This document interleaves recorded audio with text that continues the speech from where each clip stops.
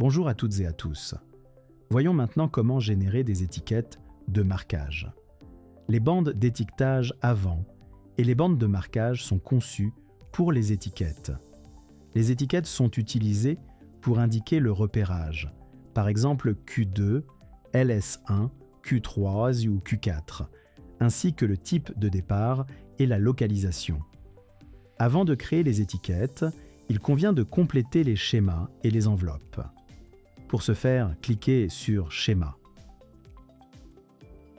Les désignations doivent être correctement remplies à partir du schéma ou du tableau de rangement.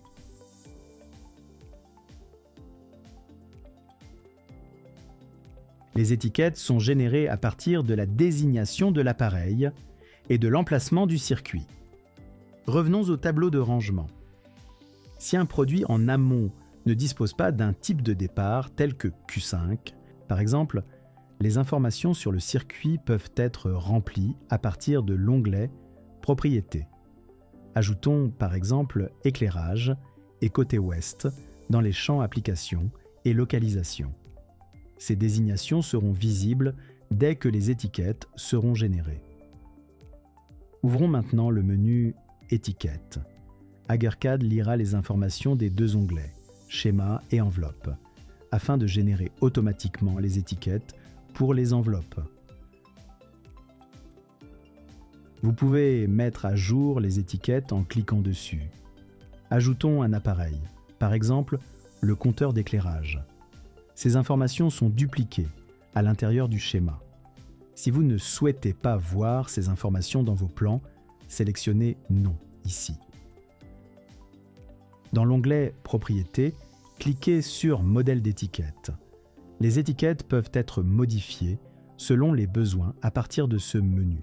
Sur la bande d'étiquetage avant, il est possible d'ajouter ou de supprimer un marquage ou un pictogramme. L'orientation du texte peut également être modifiée. Il en va de même pour la bande de marquage. Cliquez ensuite sur « OK ». Ces modifications s'affichent immédiatement. Une fois toutes les étiquettes terminées, vous pouvez les imprimer. Pour ce faire, accédez au menu « Étiquettes » et cliquez sur « Imprimer ». Sélectionnez l'emplacement à imprimer, soit le projet complet, soit un sous-tableau spécifique. Saisissez le type d'étiquette à imprimer. Dans cet exemple, nous opterons pour les étiquettes de marquage. Choisissons maintenant le type de papier et d'autres options d'impression, telles que les repères de découpage et les bords de l'étiquette. Cliquez sur Imprimer pour générer le PDF avec les étiquettes. Il est important de prendre la taille réelle afin que les étiquettes soient ajustées aux dimensions réelles des bandes d'étiquetage avant et des bandes de marquage. Une dernière fonction est disponible dans l'onglet « Étiquettes ».